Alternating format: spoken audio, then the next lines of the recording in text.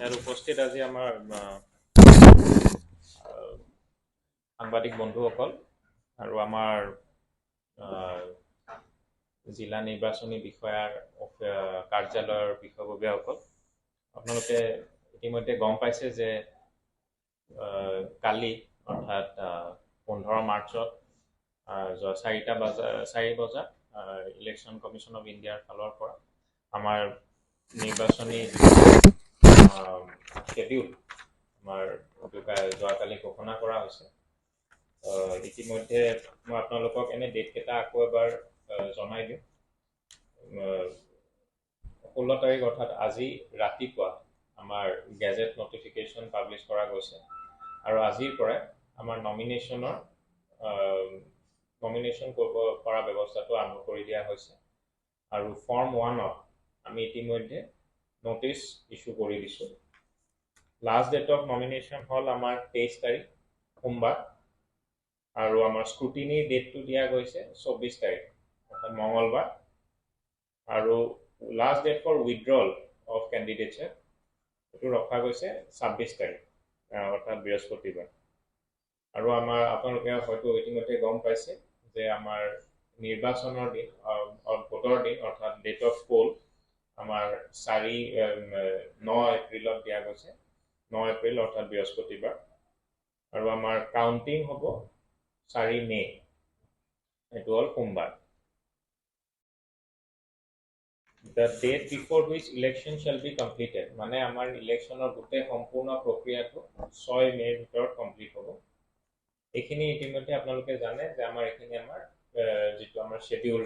ঘোষণা কৰা গৈছে। ইয়াৰ উপৰিও মই আমাৰ কাৰ্বি আংলং ইলেকশ্যন ডিষ্ট্ৰিক্টৰ ফালৰ পৰা কিছুমান তথ্য আপোনালোকক দিবলৈ ওলাইছোঁ। আমাৰ ইয়াতে 3খন সমষ্টি আছে, LAC আছে, 108 আমাৰ বোকাজান, 109 হাওৰাঘাট আৰু 110 110 ডিফু ST LAC। 3খনে আমাৰ ST LAC হয় আৰু প্ৰতিটো LACত আমাৰ একোটাকৈ মডেল পলিং ষ্টেচন থাকিব। সেইকাৰণে আমাৰ 3টা মডেল পলিং ষ্টেচন থাকিব। এবাৰ ইলেকশ্যন কমিশ্যনৰ নিৰ্দেশ মৰ্মে আমাৰ প্ৰতিটো পলিং ষ্টেচনত 100% ৱেবকাষ্টিং হ'ব আৰু আমাৰ 60টা পলিং ষ্টেচন এবাৰ আমাৰ অল উইমেন পলিং ষ্টেচন হ'ব। তাৰোপৰি এবাৰ ECI নেট যিটো আমাৰ ইলেকশ্যন কমিশ্যন অফ ইণ্ডিয়াৰ যিটো পৰ্টেল, তাৰ দ্বাৰা এবাৰ ৰিয়েল টাইম ভোটাৰ ট্ৰেণ্ডছ আৰু ভোটিং আপডেটছ পলিং ট্ৰেণ্ডছবিলাক দিয়া যাব। ইয়াৰ কাৰণে আমাৰ ইতিমধ্যে আমাৰ পলিং বিষয়াসকলক ট্ৰেইনিং দিছোঁ আৰু পৰৱৰ্তী আমাৰ কেইটামান ট্ৰেইনিং আহি আছে। এই ট্ৰেইনিঙৰ মতে তেওঁলোকক গোটেইখিনি শিকোৱা হ'ব আৰু সেইমতে তেওঁলোকে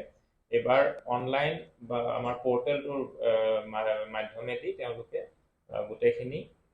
ভোটাৰ যিখিনি আমাৰ ট্ৰেণ্ডছ আমি 11টা বজাত 1টা বজাত যিবিলাক আমি ভোটিং ট্ৰেণ্ডছবিলাক দি থাকোঁ, কিমান পাৰ্চেণ্টেজ ভোটিং হৈছে, এই গোটেইখিনি আমি এবাৰ অনলাইনে হ'ব। সেইকাৰণে আপোনালোকেও ৰিয়েল টাইম এবাৰ ইনফৰ্মেশ্যনখিনি পাই থাকিব।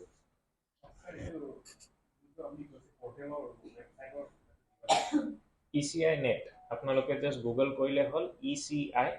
NET, ECI net. ইয়াৰ উপৰি আৰু দুটা কথা জনাব কৈছোঁ। আমাৰ পলিং বিষয়াসকলৰ ইতিমধ্যে ট্ৰেইনিং আৰম্ভ হৈছে। যিটো প্ৰথম পৰ্যায়ৰ ট্ৰেইনিং যোৱা 11 আৰু 13 মাৰ্চত আমি সম্পন্ন কৰিছোঁ 3খন সমষ্টিৰ কাৰণে। পৰৱৰ্তী আমাৰ আৰু 2টা ৰাউণ্ড অফ ট্ৰেইনিং হ'ব, এটা মাৰ্চৰ ভিতৰতে আৰু এটা এপ্ৰিলৰ ফাৰ্ষ্ট উইকত। তাৰোপৰি আমাৰ মাইক্ৰ' অবজাৰ্ভাৰৰ ডিটেইলিং হ'ব, সেইটোও ট্ৰেইনিং অতি সোনকালে তেওঁলোকৰ ট্ৰেইনিং আৰম্ভ হ'ব আৰু অতি শীঘ্ৰে আমাৰ ইয়াতে জেনেৰেল অবজাৰ্ভাৰো আহিব আৰু অবজাৰ্ভাৰৰ সন্মুখত আমাৰ মাইক্ৰ' অবজাৰ্ভাৰৰ ট্ৰেইনিং হ'ব। তাৰোপৰি EVMৰ সম্পৰ্কে আমাৰ কিছুমান ট্ৰেইনিং ইতিমধ্যে হৈ গৈছে আৰু অতি শীঘ্ৰে ইলেকশ্যন কমিশ্যনে নিৰ্ধাৰণ কৰা ডেট অনুসৰি আমাৰ ৰেণ্ডমাইজেশ্যন হ'ব আৰু ফাইনেলি আমাৰ কমিশ্যনিং হ'ব। ইয়াৰ উপৰিও এবাৰ কমিশনে দুটা নতুন ব্যৱস্থা আনিছে এটা হল আমাৰ মোবাইল ফোন ডিপজিট কৰিবৰ কাৰণে মানে ভোটিং কেন্দ্ৰৰ ভিতৰত যেহেতু মোবাইল ফোনটো এলাউড নহয় মোবাইল ফোন ডিপজিট কৰিবৰ কাৰণে এটা ফেচিলিটি আনি দিছে লগতে এবাৰ 100 মিটাৰলৈকে আমাৰ 100 মিটাৰ পলিং ষ্টেচনৰ 100 মিটাৰ ৰেডিয়াছত পলিং কেণ্ডিডেটৰ নিজৰ যিটো আমাৰ তেওঁলোকে এটা নিজৰ এটা বুথ এটা এষ্টাব্লিছ কৰিব পাৰে সেইটোৰ ব্যৱস্থাটো কৰিছে আগতে সেইটো নাম্বাৰটো 200 মিটাৰলৈকে আছিল ইয়াৰ উপৰি আপোনালোকে জানে যে মডেল কোড অফ কণ্ডাক্ট যিহেতু যোৱাকালিৰ পৰা বলবৎ হৈছে আমাৰ বিভিন্ন আমি প্ৰথম 24 ঘণ্টাৰ ভিতৰত আমাৰ প্ৰতিটো যিটো চৰকাৰী কাৰ্যালয় আছে তাতে আমি ডিফেচমেন্ট কৰিব লাগে আৰু সেইকাৰণে আমি ডিফেচমেন্টৰ কামখিনি আৰম্ভ কৰিছোঁ আৰু আজিৰ ভিতৰত ইতিমধ্যে আমাৰ প্ৰায় 100% ডিফেচমেন্ট চৰকাৰী কাৰ্যালয়ত হৈয়ে গৈছে হয়তো দুই এটা জায়গাত এতিয়াও হ'বলৈ বাকী আছে সেইখিনিও আমাৰ গধূলিৰ ভিতৰত আজি সম্পূৰ্ণ হৈ যাব তাৰপিছত নেক্সট 48 আৱাৰ্ছৰ ভিতৰত আমাৰ পৰৱৰ্তী যিখিনি ডিফেচমেন্ট কৰিবলগীয়া আছে পাব্লিক প্লেচবিলাকত সেইখিনি কৰা হ'ব আৰু শেষত 72 ঘণ্টা 72 আৱাৰ্ছৰ ভিতৰত আমাৰ যিবিলাক প্ৰাইভেট প্লেচতো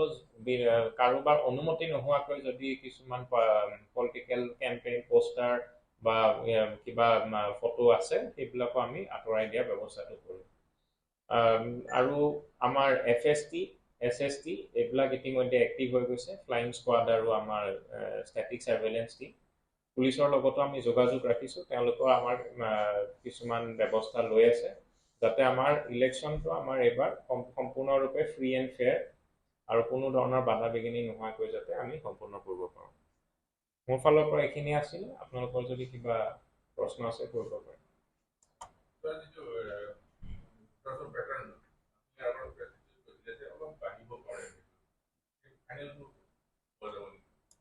হয় আমাৰ যিখন ফাইনেল যিটো পাব্লিছ হৈছিলে ভোটাৰৰ লিষ্ট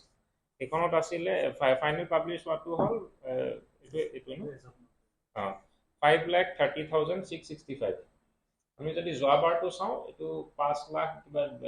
20,000 এনেকুৱা এটা আছিলে সংখ্যাটো মোৰ একজেক্ট সংখ্যাটো মনত নাই কিন্তু আমাৰ যোৱাবাৰতকৈ আমাৰ বাঢ়িছে ভোটাৰৰ টোটেল সংখ্যাটো তাৰ লগত আৰু এটা গুৰুত্বপূৰ্ণ কথা যে যিখন আমাৰ ফাইনেল ৰোল পাব্লিছ হৈছিলে যোৱা 10 ফেব্ৰুৱাৰী তাতে আপোনালোকে যদি চাই আমাৰ ইয়ং ভোটাৰ্ছৰ নাম্বাৰটো বাঢ়িছে মানে 18 আৰু 19 বছৰৰ যিখিনি ভোটাৰ তাৰ সংখ্যাটো প্ৰায় 50% আমি বঢ়াইছোঁ মানে 6,000 কিবা এটা আছিলে যোৱা বছৰ এইটো বাঢ়ি পেলাই প্ৰায় 10,000লৈ উঠিছে সেইকাৰণে সেইটোত আমাৰ বিশেষকৈ আমি এটা মানে এটা ইম্প্ৰুভমেণ্ট এটা দেখিছোঁ আৰু সেইকাৰণে আমি আশা কৰিছোঁ যে এইবাৰ ভোটিং যিটো আমাৰ টাৰ্ণ আউট সেইটো এবাৰ বাঢ়িব নিউ এনৰোলমেণ্টৰ যিবোৰ হৈছে অনলাইন হৈছে তেওঁলোকে যিবিলাকে কাৰ্ড নেপায় তেওঁলোকে নিশ্চয় তেওঁলোকে পাৰিব কাৰণ আমাৰ দুটা উপায় আছে এটা হ'ল ভোটাৰ ইনফৰমেশ্যন শ্লিপ আমি দিওঁ BLO সকলে ইলেকশ্যনৰ 5 দিন আগলৈকে তেওঁলোকে ভোটাৰ ইনফৰমেশ্যন শ্লিপখিনি ডিষ্ট্ৰিবিউট কৰি দিয়ে আৰু তাৰ উপৰিও ইলেকশ্যন কমিশ্যনে আপোনাৰ আৰু 7 আছে 12টা আমাৰ আইডেণ্টিটি কাৰ্ড এলাউ কৰে ধৰক আধাৰ কাৰ্ড হওক পেন কাৰ্ড হওক এনেকৈ আপোনাৰ 12খন আইডেণ্টিটি কাৰ্ড তেওঁ এলাউ কৰে যি মানুহৰ এপিক য়েছ সেইখন মই আপোনালোকক লিষ্টখন আমি দি দিব পাৰিম সেইখন আমাৰ সেইখনৰ মতে তেওঁলোকে যিকোনো এখন কাৰ্ড লৈ গ'লেও তেওঁলোকক ভোটিং কেন্দ্ৰত সোমাবলৈ দিয়া হয়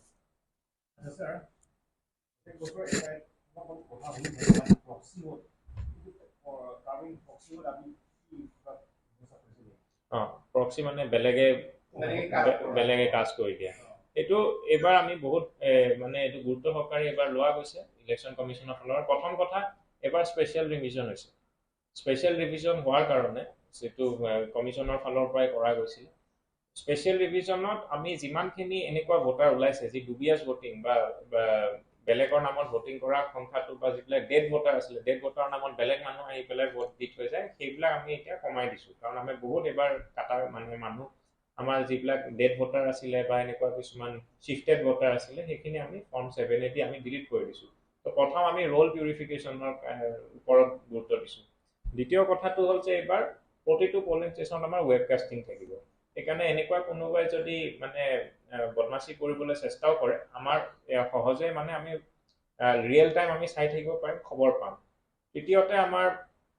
এইবাৰ আমাৰ পলিং অফিচিয়েলছ কেইজনকো আমি ভালকৈ ট্ৰেইনিং দিছোঁ, যাতে তেওঁলোকে আইডেণ্টিটিটো ভালকৈ যাতে এষ্টাব্লিছ কৰে, কোনো এটা মানুহ যিকোনো সময়তে সোমাই যাব নোৱাৰে। প্ৰতি বছৰে দিয়া যায়, এইবাৰো আমি সেইটোৰ ওপৰত গুৰুত্ব দিছোঁ। আৰু তাৰ ওপৰতো চতুৰ্থটো হ'ল যে আমি কিছুমান পলিং ষ্টেচন যিবিলাক আমি ভাবিছোঁ যে ক্ৰিটিকেল পলিং ষ্টেচন যিবিলাক আছে, তাতে আমি CRPF-ৰ এইবাৰ ডিপ্লয়মেণ্টো হ'ব, মোতায়েন হৈছে। কিছুমান ইতিমধ্যে 4টা কোম্পানী আহিছে আৰু কেইটামান কোম্পানী আহিবলৈ বাকী আছে। তো তেওঁলোকৰ দ্বাৰাও আমি এইটো এনচিয়ৰ কৰিম যাতে কোনো ধৰণৰ এনেকুৱা বগাছ ভোটিং বা বেলেগে গৈ পেলাই প্ৰক্সি ভোটিং যাতে নহয়।